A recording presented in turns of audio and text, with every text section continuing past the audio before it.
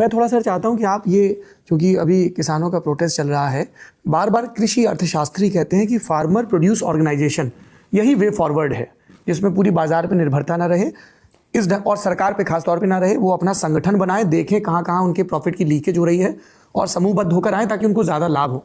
आपके ये प्रयोग कैसे रहे? देखिए, इस विषय को मैंने अपने लाइफ मिशन के रूप में काम किया। आप जैसा बोल रहे हैं ऐसा विषय नहीं है। पहले बार आपको समझना होगा कि समस्या क्या है। Rice surplus, corn surplus, sugar surplus, wheat surplus. आपको याद होगा हरियाणा पंजाब में गेहूँ और चावल रखने के लिए रेलवे के प्लेटफॉर्म यूज़ करने पड़े हमको। हमारे पास स्टोरेज कैपेसिटी नहीं है। इंपॉर्टेंट विषय है। ये जो भाव होता है डिमांड एंड सप्लाई के साथ होता है, और इसलिए फर्टिलाइजर की कीमतें बढ़ गई, इंसेक्टिसाइड की बढ़ गई, सीमेंट और स्टील की बढ़ गई, पर अनाज की कीमत लगभग वैसी है। मैंने अगर आज पूछा आपको कि 20 साल पहले चावल का भाव क्या था और आज क्या है, ज़्यादा बढ़ोतरी नहीं, और इसके कारण खेती इकोनॉमिकली नॉन वायबल हुई। अब मैं जो काम कर रहा हूँ, that is mission of my life, वो ये है कि diversification of agriculture towards energy and power sector. इस देश का किसान केवल अन्नदाता नहीं, वो ऊर्जादाता बन सकता है। अभी मैं मेरे यहाँ 380 मेगावाट पावर तैयार करता हूँ, उसमें से 90 मेगावाट ग्रीन पावर है। फिर केवल किसान अन्नदाता ऊर्जादाता नहीं, बिटुमिन दाता बन सकता है। अभी हमने ये सक्सेसफुली इम्प्लीमेंट किया है कि परली राइस स्ट्रॉ से 150 टन बिटुमिन बन रहा है पानीपत में। छोटे छोटे उद्योग उसके शुरू होंगे तो किसान बिटुमिन दाता होगा। और अब इंडियन ऑयल ने जो पानीपत में डाला है उसमें परली से 1 lakh litre ethanol, 150 ton bio bitumen और 76,000 ton per year bio aviation fuel, sustainable aviation fuel यानी हवाई ईंधन तैयार होगा। तो मेरा कंसेप्ट ये है कि हमारे देश के विकास में हमारी एग्रीकल्चर ग्रोथ रेट जीडीपी में कंट्रीब्यूट करती है केवल 12%, हमारी मैन्युफैक्चरिंग सेक्टर कंट्रीब्यूट करता है 22 से 24% और सर्विस सेक्टर 52 से 54%। हमारे एग्रीकल्चर पर जो पॉपुलेशन डिपेंड होती है वो 65%। जब गांधी जी थे तब 90% आबादी गाँव में रहती थी, और धीरे धीरे ये 30% का माइग्रेशन क्यों हुआ? इसका कारण आज गाँव, गरीब, मजदूर, किसान दुखी है। इसका कारण यह है कि जल, जमीन, जंगल और जानवर, रूरल, एग्रीकल्चर, ट्राइबल, ये जो इकोनॉमी है, यहाँ अच्छे रोड नहीं है, पीने के लिए शुद्ध पानी नहीं है, अच्छे अस्पताल नहीं है, अच्छी स्कूलें नहीं है, किसान के फसल को अच्छे भाव नहीं है। और ये जो सस्टेनेबल डेवलपमेंट जो होनी है वो हुई नहीं ऐसा नहीं, पर जिस प्रपोर्शन में बाकी इसमें हुआ उतना नहीं हुआ। हमारी सरकार आने के बाद हम भी बहुत काम कर रहे हैं। हमने 550 एस्पिरेंट ब्लॉक्स निकाले हैं, 120 एस्पिरेंट डिस्ट्रिक्ट मोदी जी ने निकाले कि जहाँ विशेष रूप से काम करें। तो ये जो परिस्थिति है, इसमें उपाय यही है, जो मेरी फिलॉसफी है, कि इस देश में 16 लाख करोड़ का फॉसिल फ्यूल इंपोर्ट होता है।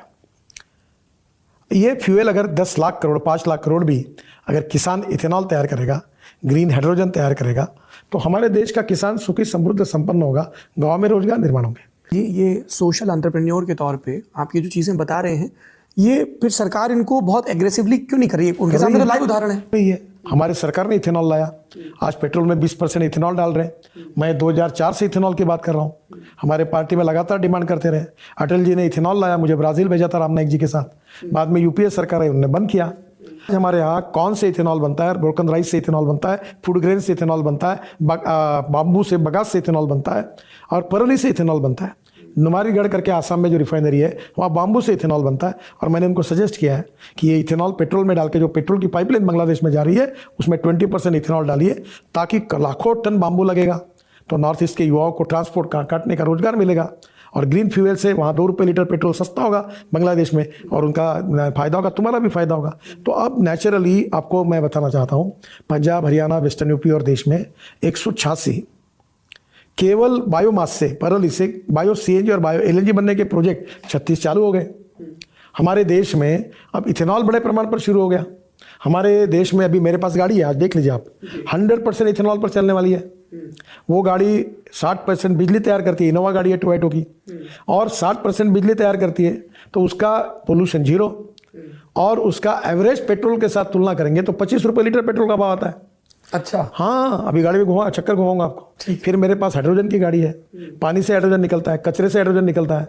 हमारा किसान अपने रूफटॉप सोलर डाल के, इलेक्ट्रोल डाल के पानी से हाइड्रोजन निकालेगा, उस पर ट्रक बसेस चलेगी। तो किसान अन्नदाता, ऊर्जादाता, बिटुमिन दाता, हवाई ईंधन दाता। अभी इथेनॉल से बायो एविएशन फ्यूल बना रहा है, सस्टेनेबल एविएशन फ्यूल।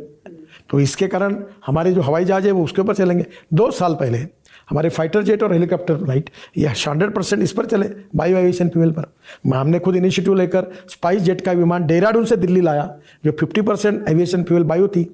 तो मेरा कहना यह है कि अब सब्जियां उगाकर और गेहूं चावल गन्ना लगाकर मक्का लगाकर अब किसान की प्रगति नहीं हो सकती, उसकी मर्यादा है। डाइवर्सिफिकेशन। अब किसान को ऊर्जा दाता बनना चाहिए, किसान को हाइड्रोजन दाता बनना चाहिए, किसान को इथेनॉल दाता बनना चाहिए, किसान को सीएनजी दाता बनना चाहिए, किसान को बिटुमिन दाता, डांबर दाता बनना चाहिए।